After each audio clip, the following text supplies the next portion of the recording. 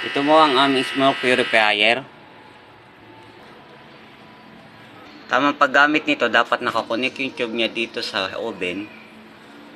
Papuntang smoke purifier para nahihigop. At dito naman po yung adyasan kung gaano kalakas ang gagamitin nating paghigop. Malakas pa naman ang paghigop niya. Wala pa naman pong problema. Depende na lang po sa load kung gaano karami at kung gaano kalakas ang gagamitin nating paghigop niya. Ito naman po yung on-and-off niya na nasa likod nakapwesto.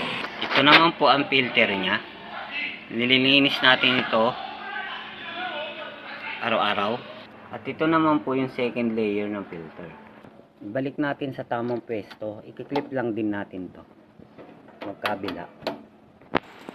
At sa filter natin, meron pa tayong 2 set dito. Enough stocks pa naman to, tamang pamalit natin. Hindi pa naman po napapalitan yung filter natin dahil hindi pa naman po ganun karami ang nairaran natin dito. Maraming salamat po.